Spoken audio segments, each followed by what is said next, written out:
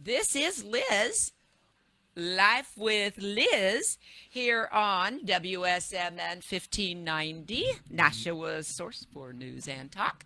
And I tell you what, coming up next, and he's all decked out for it, all decked out, is Steve McDonald. And I know a lot of folks know him. I don't really know him very well. I'm actually very honored that Steve has taken the time to come in and talk with me today. Welcome, Steve. Good morning. How are you? Good. How are you? I am fabulous. Excellent. So Steve is a New Hampshire resident originally, correct? No, I actually moved here in 1990. Oh, well, the information I got online didn't say that, Steve. So No, I'm not a member of the Free State Project either. You're not. There's a lot of... And I haven't endorsed anybody for the U.S. Senate on the Republican side. There's a lot of interesting things out there that you know what? We can get into that, but I was just going to introduce you to folks like me who don't. Not everyone, and I think you think this. I can tell. You're a pretty vain kind of guy. I can tell. Yeah. But anyway, everybody doesn't know you, Steve. Look how I dress. I know, that's what I said, and I feel so special. I'm glad I didn't do it up. So anyway, but Steve is not an original resident, but anyway, a blogger, an activist, a member of the 603 Alliance. Correct. And then there's some acronyms here. I'm going to rattle them off because I don't even know what I'm not from here, right? But I can see the NH piece on a bunch of them. So that's New Hampshire. It is. Right? So NHCMP, NHRVC, LFGC, and you're the host of Grok Talk. I am. Yeah. So Londonderry Fish and Game Club is LFGC, the New Hampshire Republican Majority Project, which is run by Kevin McHugh, and then a previous endeavor, which was the New Hampshire Republican Volunteer Coalition, which he also started with us and a group of other people, which included a current sitting New Hampshire Senator, Regina Birdsell. So that was back in 2008. Yeah. So we've been at this I've been doing it for about 10 years. Wow. It's a hobby. It's not a job. But it sort of consumes your life. You know, you just get up every morning and you see what's going on in the news and you go, hey, I'm going to write about that. And that's how it happens. And you do. And you do. And I do. Oh, my heavens. I tell you what, and I told you this, that I'd never heard of you when I moved here 4 years ago. People haven't. Well, but I tell you what, and I am a conservative. I'm from Texas, born and raised. Okay, so You didn't sound like Boston North Shore, so I was... Oh, you didn't? I didn't. You didn't know. Oh, okay. And where are you from? What'd you say originally? I was born in Tewksbury, but I grew up outside of Rochester, New York. So I'm a Midwesterner, if you ask people around here where I come from. Yeah, you don't have it. Well, yeah, maybe your parents. My parents had the Boston accent. They did. And what happened to you? I used to have the Rochester accent, which was very nasally, kind of, you talk like this, sort of, you know, and it's a little Midwestern twangy. But I did some radio in high school, and over the year, and then I moved here, and I had to learn how to say things like Worcester and Berlin and Coas and what? Berlin. What's that? Berlin, New Hampshire. It's Berlin. Oh, okay. And what was the other one? Worcester. Oh, Worcester. This third one. There's another one. But anyway, I need to learn this. Bill Ricca. You know, so my then girlfriend, who I eventually married and have been married to for 25 years, helped me out with the language challenges. And over the course of time, I just sort of kind of got rid of that. Okay. You know, I don't know how it happened. How long have you been in New Hampshire then? Almost 30 years. 30. Oh, well, yes. Okay. You're essentially a native or a... all my kids are. Yeah. Yeah. Okay. Very good. Now we know you a little bit better. A little bit. Yeah. We don't need to know that, too much information sometimes, right? So, okay. Well, Steve, thank you for joining me again on this 72nd birthday of our U.S. Navy. Air Force. Sorry about that, guys. Okay. And so the way I came across you and I hope others will too, is that I started hearing and seeing some articles written by you and others on GraniteGrok. Okay. And I kind of honed in a couple years ago and started following that further. And a lot of it appeals to me as a conservative, right? Sure. And so that's how I came across you. Now, if you want to, if you, it's up to you if you want to use this time. I thought it would be kind of interesting because we have a little bit of time here to tell us how that evolved.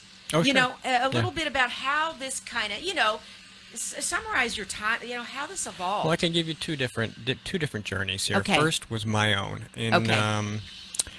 In 2001, after 9/11, I, at that point in time, was pretty much an undeclared independent voter. I had voted for Democrats and Republicans. I didn't really have a position on anything. I was one of those people who couldn't have had a conversation about politics, and I was better off not trying. So I avoided it. I didn't really have any idea. My public school education had left a huge lapse in my understanding of how our government works. And after 9/11, I got curious about how our government works because I was wondering why people wanted to fly planes into our buildings. And that led me on a little journey of discovery where I began to read the Constitution, the founding documents, documents and letters written by our founders. I started reading about constitutional interpretation and all kinds of stuff, things that would make most people fall asleep. And after about 5 or 6 years, I began to discover things about news and media and culture that I never really knew. And at the end of that short little journey, I discovered that I was a conservatarian. I was a conservative with libertarian leanings, maximize liberty, limited government, all that good stuff. And I didn't really know what to do with that. So I sort of lurked on websites and commented here and there. And by 2008, we had Hillary and Obama, and Jeanne Shaheen was running for U.S. Senate. And I had all these things boiling around in my head, and I said, I got to get these out of my head. And so I just started writing. I started a WordPress blog, and I started writing them down and sharing them. And within like a week and a half, Jane Aiken from the Coalition of New Hampshire Taxpayers reached out to me and said, hey, have you heard of CNHT? Because it sounds like something you'd like. And about 2 weeks after that, I was CNHT? the Coalition of New Hampshire Taxpayers. Okay. Ed Nail is the chairman. Okay. And I ended up as a board operator and a co-host on their weekly radio show, where I began to meet all sorts of people and all sorts of things about municipal government and taxes and politics in New Hampshire. And about a month after that, I got invited to write at NH Insider, which was run by Bob Moore. And at the time, it was Democrats and Republicans writing on the site. And he asked me if I wanted to put up a guest post, and I did. And the Democrats went nuts. They couldn't stand it. They didn't like any. It was about property taxes. They didn't like anything I had to say. And I thought, oh, this is awesome. Absolutely. What year-ish was this? This This would have been around Ish. 2008. Okay, we're still so we're in 2008. Yep, keep going. Yep. After Obama won the election, Kevin McHugh and I and others started the New Hampshire Republican Volunteer Coalition to go out and help support local candidates with sign waves, door knocking, phone calls, all that sort of stuff. And then that just sort of propelled me. I wrote at NH Insider for a couple of years. GraniteGrok started sharing my stuff, and Skip Murphy eventually asked me. He's one of the owners. Okay, hands up. A question. Yeah, people can see us, right? Yes. Yeah. Okay. So, camera. question. Not too many. No dumb questions, right? So, Skip is the founder. He's one of two, and that's Okay. the second journey. So Okay. anyways, Okay. No. Oh, I'm sorry. Yeah. no, it's yeah. fine. By Yeah. February of 2010, I started writing Okay. regularly for them. So I've been okay. writing for them for over 10 years. Okay. I have over 11,000 articles on GraniteGrok. So if you add all the others, we're looking at somewhere in the neighborhood of 15,000 pieces published, many of which you can't get anymore because NH Insider isn't there anymore, and they all went away when that happened. But to cover the second part, Skip in 2006, he lives up in Guilford, he and Doug Lambert started GraniteGrok just to do pretty much the same thing. Talk about local, state politics, national politics, culture, whatever crossed their minds. He likes to tell the story of how he figured maybe a couple people would read it, a couple relatives, maybe not, And then it just sort of exploded into this thing at the time, because in 2006, there weren't a lot of blogs. Right. It was a pretty new idea. Yes. So they had very little competition. As the landscape expanded and changed, they continued to grow. They had a weekly column in the paper up there. They had a radio show. And then in late 2009, early 2010, Doug said some disparaging thing about Ray Buckley, and then he ended up just disappearing off the political planet. And, of course, they went after him hardcore. Skip was going to shut the site down. They weren't sure what to do. I came along, and we basically resurrected it with the help of a wide range of people. And now, we had 3 writers then, and now we have 20. 3 or 4 of them are productive. Many of them don't, they just don't have the time Yes. or the inclination, and some of that comes down to it takes them 2 hours to write a post, whereas Yeah. I can write the same thing in 10 minutes. It's really just a skill set practice thing. Yes, yes. Everybody's got different things. Those Yep. people are better at debate. They might be better at interviews. They might be better on TV. Right, I right. happen to be able to blog. Yep. That I can write. That's Yes. my thing. So we've been doing that for a while, and then in end of 2017, beginning of early 18, I Okay. discovered that there was nobody else really doing what we were doing in New Hampshire, and mostly New England. GraniteGrok had a unique opportunity to provide observations and opinion, news, culture, politics from a conservatarian point of view. There are other people that do it, but not with the frequency or the volume that we do. And I said, well, we have this niche here. We should just try to grab a hold of it. And so since then, we've been working very hard to expand our online presence to a point where we actually have more online traffic than any newspaper in the state. And now our target is to have more online traffic than WMUR. Yes. Yeah. So. Yeah. Wow. This is amazing to me. So let me ask you this real quickly. Real quickly. This is Liz, Life with Liz, here on WSMN 1590. I have the honor of having in studio with me Steve McDonald, who is with GraniteGrok.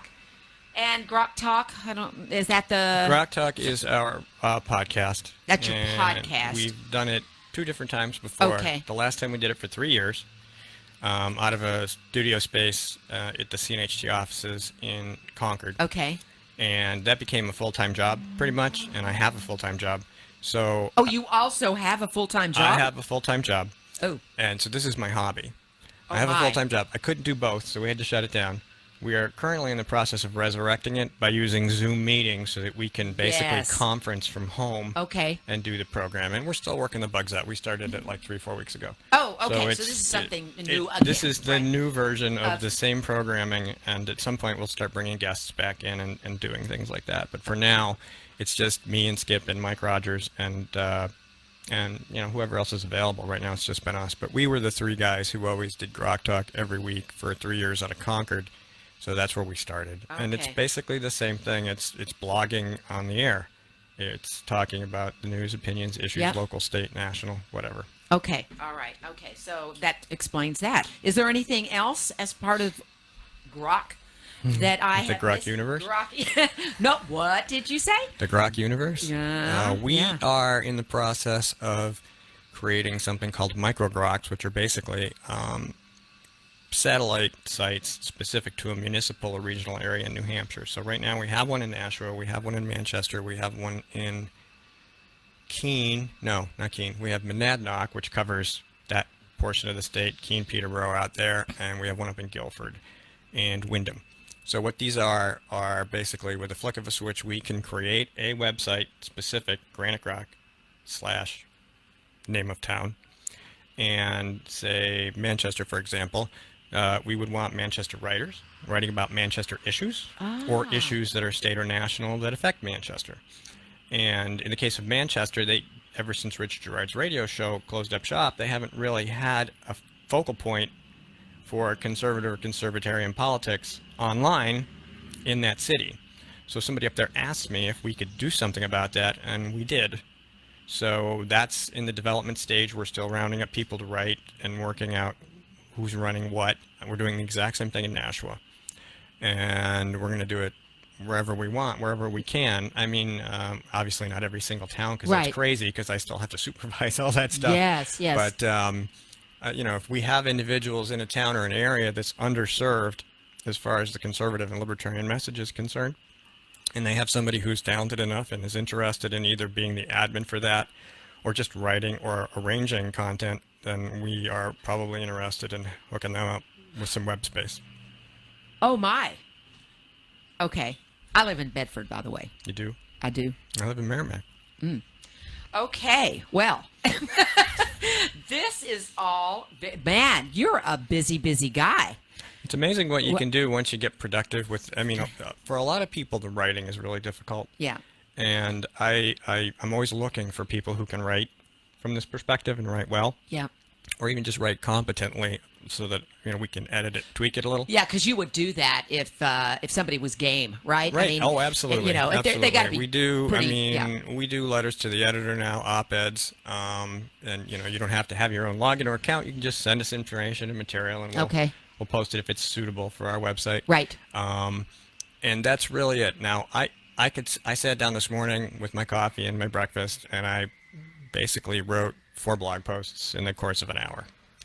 And I do that every day. And then I post them out throughout the day. We schedule them out so that we keep the traffic. Because we're in a situation now, we used to have 5 or 6 posts a day. Now we have 10 to 15 posts a day. So yeah. In order to keep our volume up, we need to keep delivering content. And Right. that's always the problem. It's content. And some people write great, but it takes them a long time. Yeah. And it's torture for them to do it. And they're never happy for it. They're like that painter that's never done painting the Yes. portrait that's been on the wall for 5 years. Yes. They're just not ready yet. Right. Once you get past that, it gets a lot easier.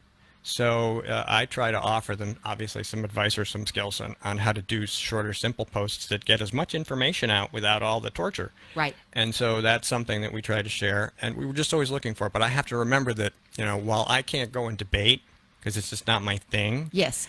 I can write. Right. So people are like terrified of writing. They could stand in front of a crowd and talk, but they couldn't write. Yes. And I'm not sure how that works because I'm on the other side. Right. Right. No, that makes sense, though. But That makes everybody's sense. got Yes. different skills. Yes. And if you can take that standing in front of a crowd skill and put it on paper, that works too. Right. So Right. it's just a question of being able to translate what you're thinking about saying into words on paper that looks sensible. Okay. Okay. And I've gotten a lot better at it. I'm still practicing at it. I'm never going to be great at it. I'm just going to continue to try to be better at it. And with that attitude, it's really helped me. I mean, I use grammar tools. I use spell checking tools. Because what I do in my spare time, it's a short window, usually when I have time to write. And so, I can't type well. I can type fast, but not well. Yep. I do know how to spell, but because I can't type, it looks like garbage when I get it up there. Right. So I got to clean it up. Yes, yeah. And I don't want to spend 20 minutes cleaning it. Right. Because I don't have that time. Okay, You know. Steve, hold tight. I was just told that I need to introduce you. I thought I did just a second ago, but I'm going to do what the producer says to You do. should, yes. He's the boss right now. I'm kind of not. Anyway, because I'm not running them boards and all that. I don't do that where I'm just not that good. Where other hosts can do that. You probably know how to do that stuff. I may. With the boards. Hey, well, anyway. Okay, so... All right, this is Liz, Life with Liz, here on WSMN 1590. I have in studio with me Steve McDonald, who is GraniteGrok for me today. And y'all today, okay? And in a nutshell, so if you were to describe GraniteGrok, Steve, to me and others who, I know a little bit because I really now follow it a lot. But if somebody doesn't, in a nutshell, how do you describe what GraniteGrok is and all about? It is basically, we were Trump before Trump. Okay. Our approach is, we work from the New Hampshire Constitution, U.S. Constitution, limited government, individual liberty, and, personal rights, free speech, gun rights, all that stuff. And then we look at the world, and we look at the news, and we look at what's going on locally, and we write stories about it. Some of them are actually breaking news. Some of them are just opinion about other news. And we go out and catch video of events. We share that sort of stuff. And our goal is to really we are the source for that. But because there isn't anybody else doing it, which is a thing. Is there on the other side of the political... Not right now. Here in New Hampshire? Yeah, no? There isn't really on anything. the socialist, there used to communist be, Democrat the side? Democrats had Blue Hampshire for a while. They had Miscellany Blue for a while. Okay. There were individuals associated with those groups of bloggers that went and did their own thing. Okay. But there really isn't any standard Democrat run blog that's like us. Okay. We're just looking to provide a message about individual rights and liberty to people because, in the grand scheme of things, as the media universe starts to shift, Yep. Newspapers and even TV stations don't have the resources to cover everything. Not that they would necessarily, Whether you want to have a debate about the partisan slant of the media in New Hampshire, you can certainly have that. I mean, I've seen both sides. Primarily, they tend to ignore a lot of the events that we would cover. So that says something, Right. you know. Sometimes they don't cover things like Linda Sarsour was just here. Which we're going to get into. Right. Yeah, because we're gonna move on. But yeah. She's a pretty known name and a national figure, and it seems like easy news to me. Yes. And it kind of writes itself. But they didn't cover it. I didn't check today. But as far as I know, there's little or no coverage of her being in the state on Sunday. At all. At all. And we've written about it a couple times. Yes. So it's stuff like that. You know, there's lots of stories out there, and we're all part-timers. We all do this as a hobby. Yes. So one of the things I always ask people when I go on radio or I have the opportunity is you can email us your stories. You can tell us about the news you see. You can send us links. My email is steve@GraniteGrok.com. Skip's is skip@GraniteGrok.com. You can send us things. We're busy. We may not get to it. Don't be insulted if we don't. But there are, 1,000 stories in the Naked City? Do we say that? I mean, every town has these stories, and they have right-to-know requests that go ignored. They have school boards that just shun people or really sort of push them away. And those are stories that people in your town want to hear about, and they're not going to get it in the Telegraph or the Union Leader or unless it becomes a big enough story. Right. That's So right. so there's those stories, and then there's the Sarsour type stuff, where you have somebody who comes to the state, high profile, controversial. Why isn't anybody talking about it? That's what I asked you when I was like, I was stunned. I don't know. But okay, all right. So, and we have about the time that I just want folks to. So, GraniteGrok, how do we find you? GraniteGrok.com. Okay. Easy enough. Yep. That's it. Facebook. We are on Facebook, Grok NH. Grok NH. And we are also on Twitter, but that's not connected right now, so you wouldn't see anything there. Okay. And you can also follow me on Facebook. I'm NH Steve. Okay. And on Twitter, I am NH Steve Mac D. Okay. I'll get all this on my Facebook page. But anyway, gosh, you got a lot going here, Steve. This is awesome. All right. So moving ahead to a little bit more contents here, besides who and what y'all are, which is awesome in my mind. But so we got a lot going on. Heck yeah, man! Right? Always. There's a lot going on. You know, it used to be that the election cycle is forever now. It is. It is. It is. And so I can begin. All right. Okay. I'm not going to ask this first question I was going to ask you because I want to move quicker. So Linda Sarsour, let's hone in on this one a little bit, because I told you, I think I did in an email, that I attended an event that was crossed over. I mean, it was in conjunction at the same time as that event by Linda. Tell us who Linda Sarsour is, real Well, quickly. she's been an activist for a long time. I wouldn't exactly call her a Sharia apologist, but it's pretty close. She supports the BDS movement against Israel.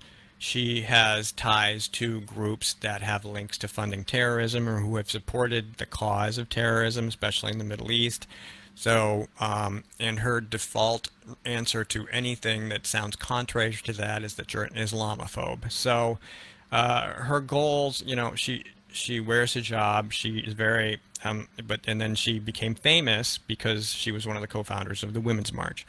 And in July, she and two other women were asked to step down because of all the anti-Semitic business that was going on about them and things they'd said and people they'd associated with. So she stepped down for that, but she's still very busy. She speaks a couple times a week, I imagine, everywhere. She has, if you look around, you'll find speaking engagements for her everywhere. Yes. So she's cruising the country, selling her message, and I haven't even had a chance to watch the entire video from this weekend, but it probably has a lot of the same things I would expect to hear. And I just find it amazing that there was no interest in that story. Yeah, I agree. Because, again, I was for the Jewish Federation of New Hampshire. They had an event, at a synagogue right down the way, I think it is, from the Universal. The UUC, yeah. Universal. The Unitarian Church. Universalist Church, yes. Okay. Yeah, whichever way it is, right? Yeah. So, but it was a Unitarian Church in Manchester, and she was there same time, and I was expecting, we did have security there. I don't know what was going on where I was, because I'm Jewish, so I went to that one, and it was quite well attended, but the other was going on at the same time. I did look at the video, because you have it out in one of your articles. It's at GraniteGrok.com. Yeah, you do. And she calls herself an organizer, right? Not an activist, but an organizer. And she's on this tour, and it's essentially a socialist a tour to, move us in that direction. Yeah, I've already forgotten the name of it, even though I've written it like 10 times. I have it, but yeah, I know. And you're the one. You should know all this. I should. Shame on you, I know. I'm Mr. sorry. Steve McDonald. Whatever it is, it's quite in depth. I mean, there's a lot to this, and she's moving around, pushing this and trying to, but organize. She said, but it's an activist. It is. It's a community organizing thing, and great. More power to her. I wish her well. And because she's certainly entitled. Don't. I do. She calls this country a fascist, and that was I don't agree with her politics Yeah. anywhere on the spectrum. We probably agree on absolutely nothing. Although somebody did tell me, she said that the extremist behavior on both sides was getting a little out of hand, Yes, which is she did. true. Yeah. Which is true, and so that's great. But and I support life from conception to death. I'm not. I don't have any wish for anybody to do any harm to anybody, but when you're talking about open debate and free speech, I will never step in and say you can't say that, because you can and you should, because I can and I do. So while I disagree with her entirely, almost entirely, obviously, I wouldn't stop her from doing it, because in my opinion, allowing people like Ms. Sarsour to speak the socialist platform is an advantageous event for people in the center and the right to see what they want to do with your life and your money and your everything. Right. So I don't ever want to stop. I don't delete comments. I don't censor people. I don't block them. If you're going to swear, if I can't edit it, I may remove it. Right. If I can edit it, I will edit it and leave it. That's where I stand on the issue. Yeah. And I think that, her coming to New Hampshire to sell that message is great. That's why I'm so happy I found the video. Thank you for Rights and Democracy, a socialist sponsor of the event, for recording it so that I could download it and share it. More people will see that on GraniteGrok than they will see it there. Yeah, folks need to see that too. Again, we take a little bit of a, different position. I agree with you about free speech and, all of this good stuff, but folks need to see this, and I'm just trying to make a point here. Oh, sure. Because she does believe this nation, especially in the last 2 years, as she freely said on that, is a fascist nation now. She did, and I wrote a whole post on it. And she supports Sharia law. Yes. She supports the sexual suppression of women while she's advocating for women's rights. Right. And you just have to make that case and let people go, huh? Yeah. How can that be? Right? Why does that make sense to your head, and why do you defend it? Yes. Yeah, absolutely. So, okay, well, that was a big thing. I was so happy to see that you put it out there, because a few of us on the station did last week. Just FYIing folks that if you, Google her, if you don't know who she is, if you have any interest, because to me, I was just stunned. Yes, it's okay. I mean, that's what it's all about. You can go to the homepage of GraniteGrok.com, and up in the top in the search bar, just type in Linda Sarsour, and you will find a host of articles that we've written with links to other sources. Yes. So that you may proceed to pursue this wherever you like. Yeah, and that's what's really cool about GraniteGrok, because you highlight where you can connect to find and to learn more, but also your sources, right? It's all there. Well, since we do comment on other news, I think it's incredibly important that we attribute that and make sure people can follow the story to see where we found it and why we ended up where we were. Yeah, what's your opinion on what happened in the New York Times this past weekend with Justice Kavanaugh and such? Well, I wrote about it yesterday. Okay. And of course, the New York Times is on fire, basically, as a result. But it really is just another example of everything that's been going on since Trump won the nomination. Somebody throws a bomb, and everybody hopes that nobody asks too many questions. And the problem is that thanks to new media and stations like this and blogs like GraniteGrok, and there are tons of them, doing actual investigative reporting and talking to people and asking questions, within 24 hours, they were backing off their story because it became quite clear that the way they had edited it was very disingenuous. So the entire left started a firestorm over the course of 24 hours that has now completely gone the other direction. And so it was ridiculously stupid to do it, but the end result will probably be better. More people will hear about the story because of what went wrong than why they thought it was right. Right. So I think, again, you have to think every single thing the left does is an opportunity to point at their tactics and explain why they're doing what they're doing and what their goals are. Right, right. So the impeachment hearings that are going on right now, or I don't even know what they're calling them. They are, have you written anything on that? Because I did write a piece this morning Corey that I haven't put up Lewandowski yet. yesterday, Yes, we've written about Corey repeatedly because he's big news. Yes, we know him. Yeah. We know him personally. Yes. And we're not endorsing anybody yet in this election. We may Well, not endorse anybody. Yet, no, so, but what I wrote about, which hasn't been published yet and will break probably after lunch today, is that he was supposed to announce his intention whether or not to run last week. But then he got subpoenaed to talk to Congress. So my theory is that he used that as an opportunity to get free earned media, and he used it very well. He was so Trumpian in the way he handled those Democrats on that committee. And in the middle of it, he launched a webpage pre-announcing his, he's just looking for people who want to support him. And so I'm like, he waited because now that he's done this, he can announce this week or next, and he's got all this, he can just point at his testimony. Yes. And say, see, this is how I'm going to be. And he was combative. He was nearly disrespectful because that's the way they were treating him. What the other side, what they were doing to this man. Well, they wanted to Kavanaugh him. It was awful. Yes, exactly. Kavanaugh him. That's exactly right. And that's where they are. And, you've got Dick Durbin saying, we don't want to be the impeachment Congress. You already are the impeachment Congress. You've been talking about it for 2.5 years. And now you're not the impeachment Congress? Sorry, that ship sailed. Yeah. And we're going to talk about it. Very good. I agree. I agree. Man, it's just they move from one thing to another. But the impeachment rhetoric has been going on from pre-day one. We're going to impeach you before you get elected. Yes, exactly. Exactly. But that's been going on. But then they've moved from what they perceive it as an issue. He's President Trump, a racist and they keep moving through these issues that just don't come to fruition, do they? Well, the Collusion News Network lost half its audience because it threw all its marbles into that bag, and then when it fell apart, everybody was like, hey, you promised me the moon and the stars on this whole collusion thing, and I got nothing.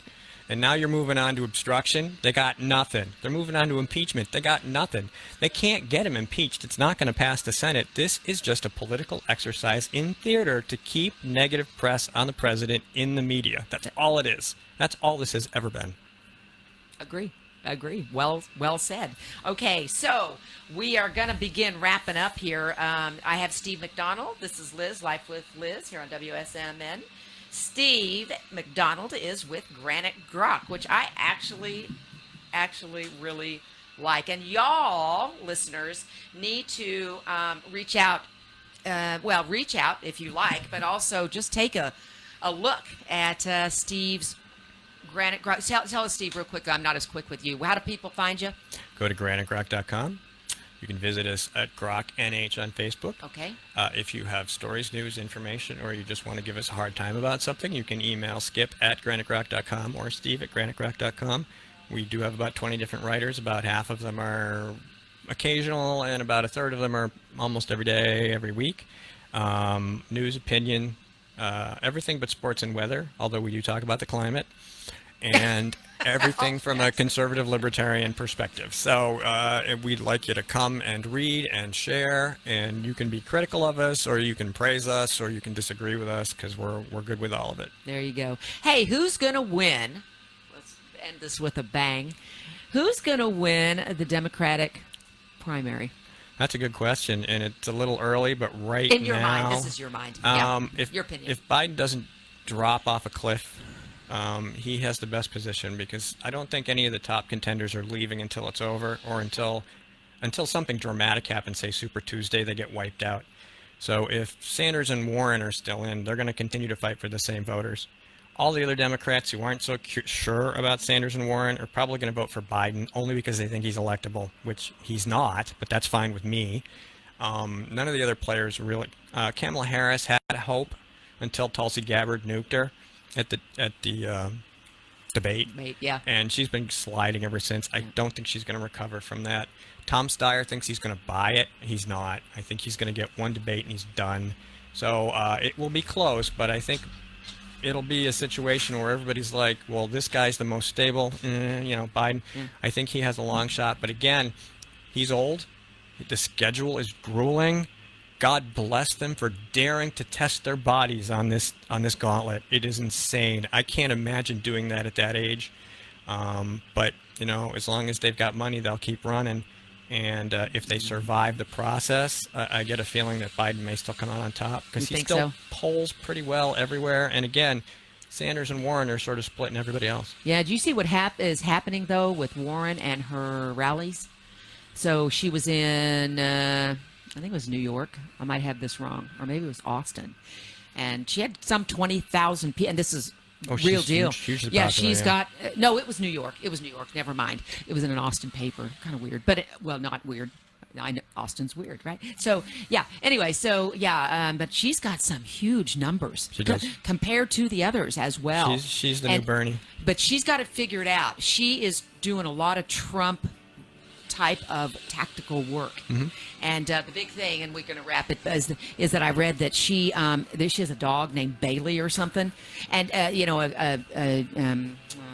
golden retriever, cute little thing, right? And she has a picture of it. She's handing out to everybody in line because they're standing in line. They're getting all this information from all these people, and that's what they're holding in their hands as they're waiting, which I thought was interesting. That is interesting. Yeah, I don't know. It's kind of weird, but she's definitely dangerous. She is dangerous, and she could definitely win the nomination, but yes. I'm not sure she can win the election. Okay, all right. Well, boy, she and Trump, would be awesome. All right, that's it. We're done. Thank you for joining me. I'll see you next week. You're listening to 1590 WSMN Nashua.